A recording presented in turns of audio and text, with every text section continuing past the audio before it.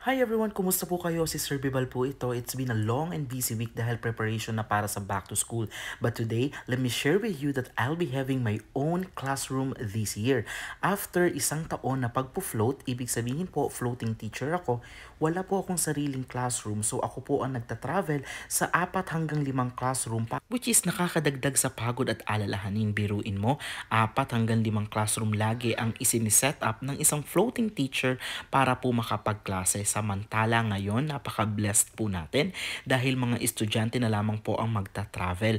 Ang problema po natin is medyo gahol na po tayo sa oras dahil this week po is punong-puno po ng mga professional development sessions kaya medyo nagka-cram po ako na makapag-structure po ng aking classroom. Well and good, blessed pa rin po tayo dahil andito ang baby ko na gumagawa ng artwork na wag ko daw aalisin sa aking bulletin board.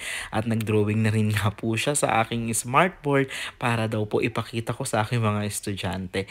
Pero ang katunayan po niyan, ang asawa ko po talaga ang napakalaking tulong sa akin dahil halos siya po talaga ang naglinis, nag-declutter at nag-organize po ng aking classroom. At napakapala din po natin dahil nakatanggap po tayo ng mga donations sa ating mga kaibigang Pinoy, ang refrigerator. At so far, ito po muna ang akin pong nagagawa. Nakapag-update na po tayo ng mga bulletin board, nakapag-declutter, nakapaglinis at ngayon pong week na ito patuloy pa rin po tayong mag-i-structure at magde-design.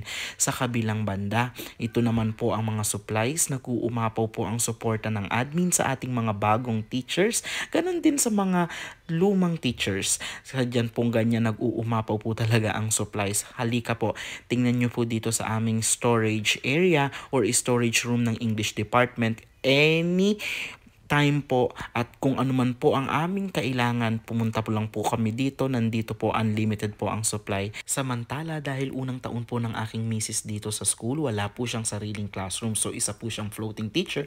Kaya naman po sila po ay inisyuhan ng kanilang sariling floating teacher's card. Kung maaari nga lamang po na magparaya na po ako sa kanya na po ang classroom at ako na lamang po ang magiging floating teacher ulit para hindi na siya mahirapan, pero hindi po inuubra.